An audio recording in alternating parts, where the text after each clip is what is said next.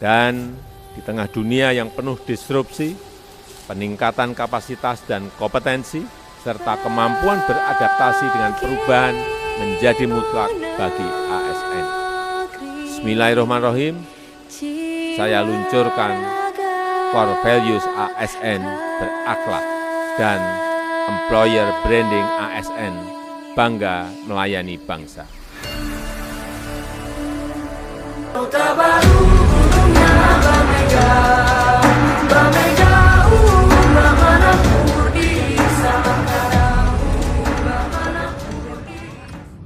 Selamat siang Ibu. Siang Pak. Ini Bu, kami ada rencana mau buat kegiatan di desa tentang kesehatan dengan tema gangguan psikologi nifas, dan yang kedua cara menjaga kesehatan gigi dan mulut. Rencananya kami mau adakan sosialisasi via Zoom. Nah, nanti via Zoom dijelaskan tentang dua tema tersebut Bu. Kira-kira Ibu ada rekomendasi tidak tentang materi tema tersebut? Baik Pak, nanti saya hubungi dulu Kadinkesnya untuk mencari pemateri yang berkaitan untuk sosialisasi tersebut ya. Baik Bu, terima kasih. Terima kasih Pak.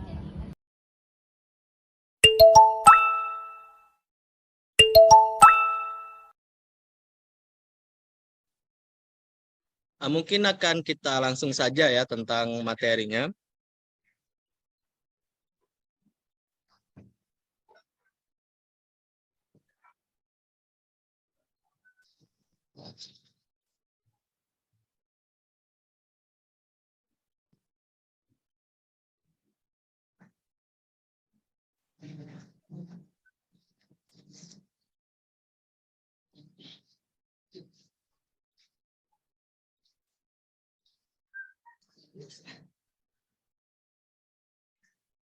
Oke.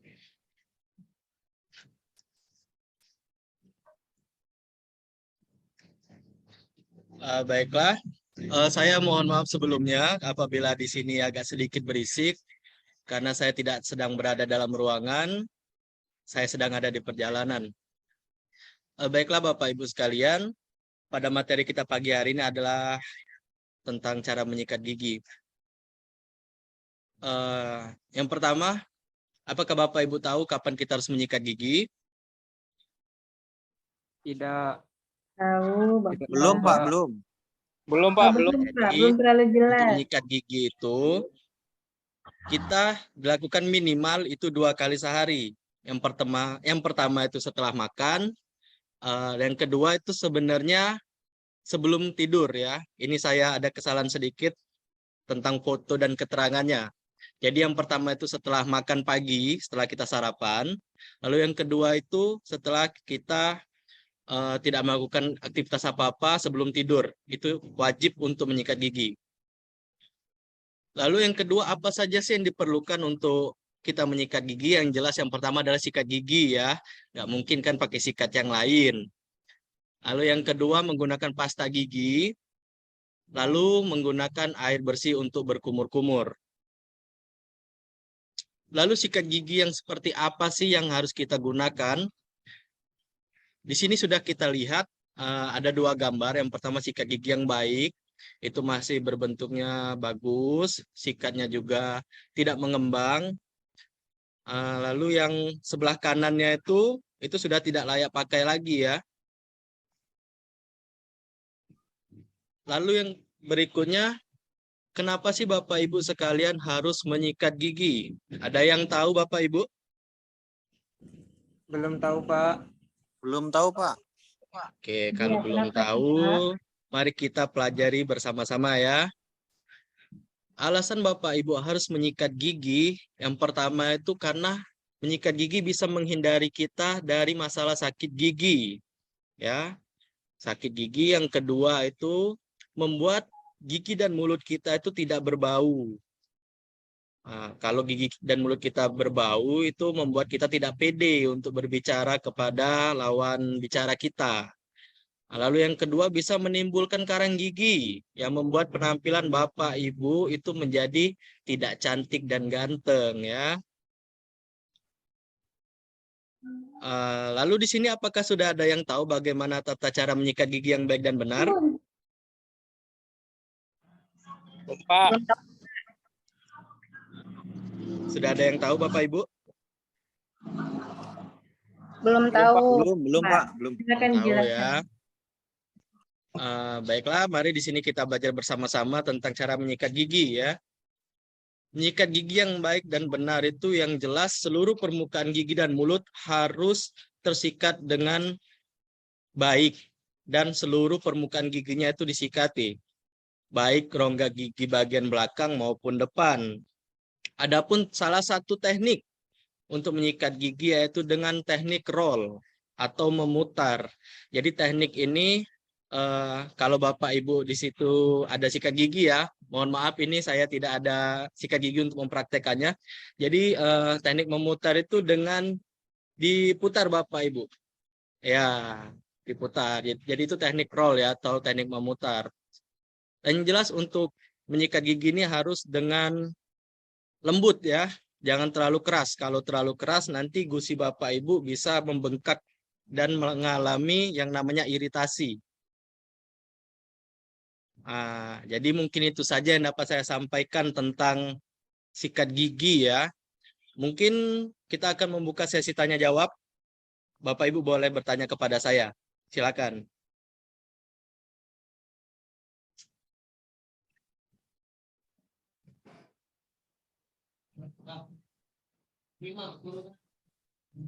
Oke, baiklah. Bagi yang punya pertanyaan, boleh ditanyakan. Untuk Pak Imam, boleh silakan Pak, bertanya Pak. Baik, terima kasih. Jadi kepada Pak Rahmat Diandi, saya ingin bertanya dua hal. Yang pertama, jenis sikat gigi apa yang baik digunakan? Dan selain sikat gigi, apalagi yang bisa menjaga untuk kesehatan gigi, Pak? Terima kasih. Terima kasih atas pertanyaannya. Mungkin pertanyaan akan saya tampung terlebih dahulu, biar bisa langsung saya jawab. Mungkin bisa satu lagi pertanyaan.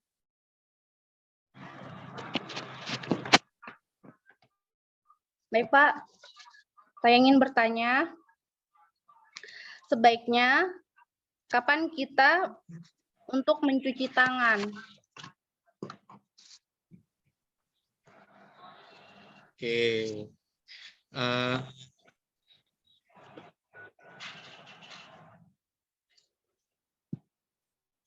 Pertama, saya akan menjawab pertanyaan dari Bapak.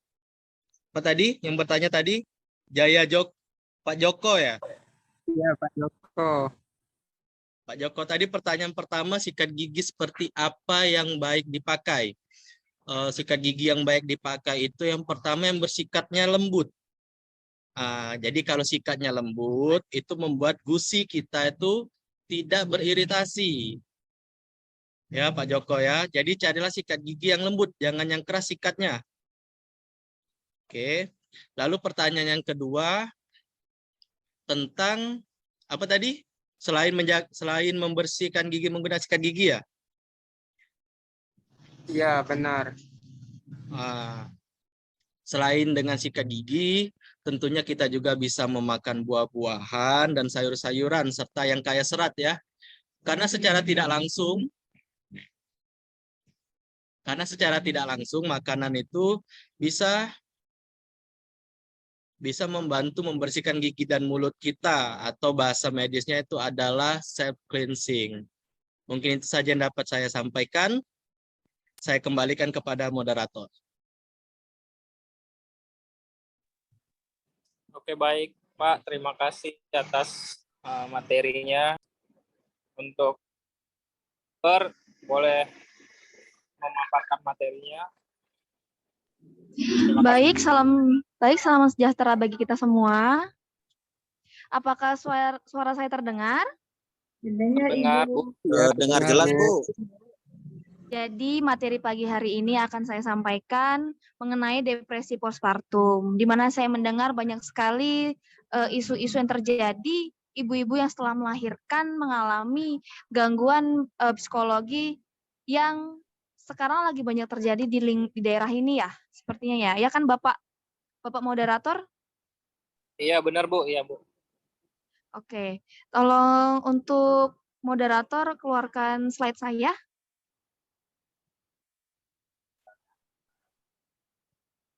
Iya, sebentar, Bu.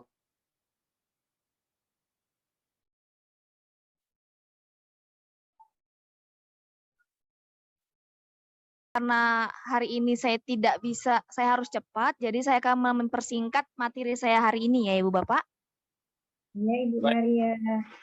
Nah, depresi postpartum ini memiliki tanda dan gejala awal seperti menangis, merasa lelah, insomnia, dan mudah tersinggung.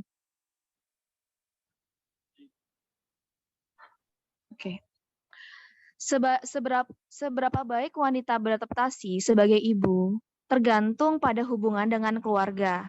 Gangguan perasaan selama fase siklus menstruasi, penggunaan obat, juga dukungan dari suami itu akan menjadi faktor yang sangat erat pada psikologi seorang ibu.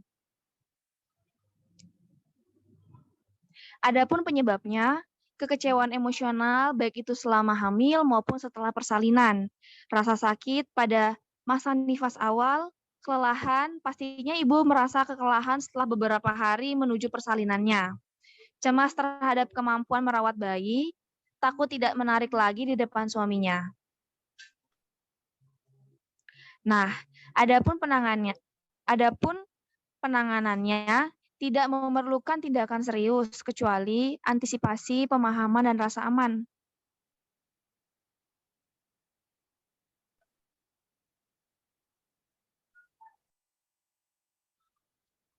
Psikosa pasca persalinan sebenarnya ini jarang sekali terjadi.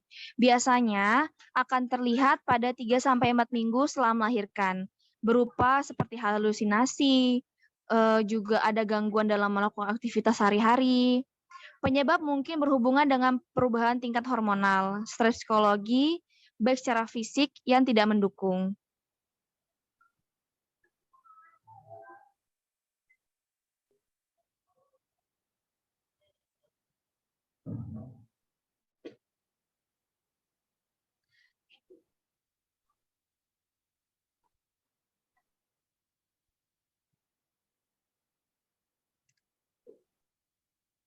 Ya, rencananya. Intervensinya, bantu klien beradaptasi dengan peran sebagai ibu, atau dorong klien untuk mengungkapkan perasaan tentang kelahiran, bantu klien untuk dapat menerima dan menghadapi perasaannya sendiri.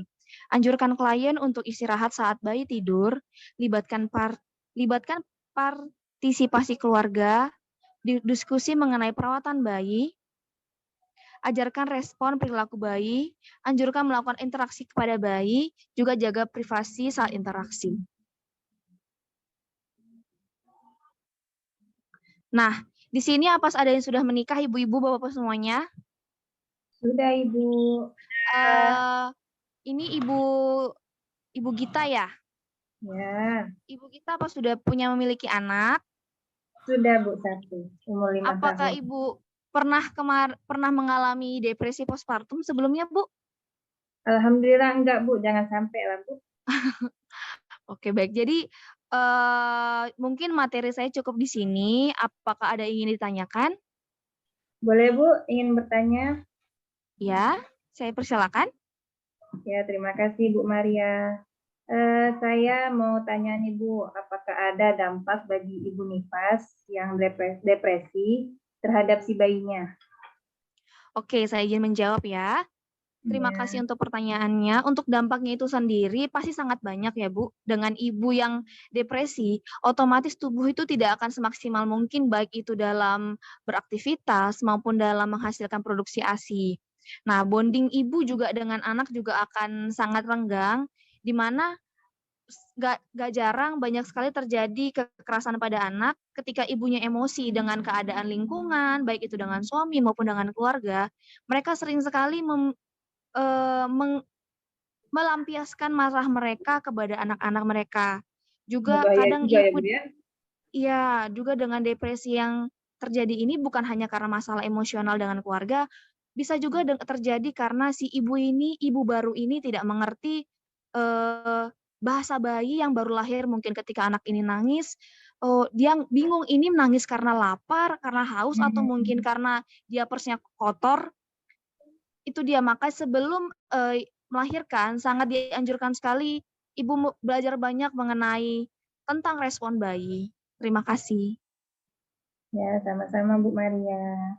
Jadi apa ada lagi yang ingin bertanya, Ibu-ibu, Bapak-Bapak semua?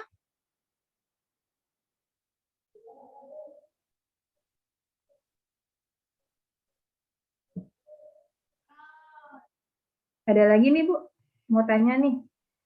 Ya, Kak? Ya, perbedaan depresi setelah persalinan dengan baby blues tuh apa sih Bu? Depresi dengan baby blues. Baby blues ini terjadi itu biasanya di awal kelahiran hingga paling lama 2 minggu. Tapi bisa juga baby blues postpartum ini bisa hilang dalam jangka waktu beberapa hari saja. Beda lagi dengan depresi postpartum. Ini satu level lebih tinggi daripada baby blues, di mana dia itu bisa terjadi 2 minggu hingga bulan-bulan selanjutnya. Bahkan tak jarang juga harus kolaborasi dengan treatment khusus, baik itu dengan pakar psikologi, Bu. Biasanya ini iya. sudah sangat mengganggu dengan aktivitas fisik, halusinasi, menangis yang berlebihan, cemas yang berlebihan, gitu, Bu. Sampai segitunya ya Mbak ya? Iya, Bu. Makanya itu dia peran keluarga terlebih pada peran suami itu sangat dibutuhkan di masa-masa pasca persalinan ini, Bu. Terima kasih Bu Maria, lengkap banget penjelasannya. Sama-sama, Ibu Gita.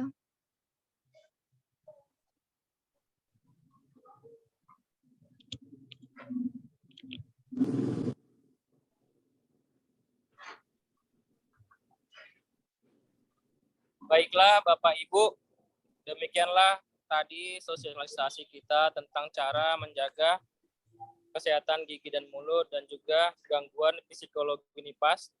Mohon maaf atas kekurangan dan kesalahan pengucapan. Akhir kata saya ucapkan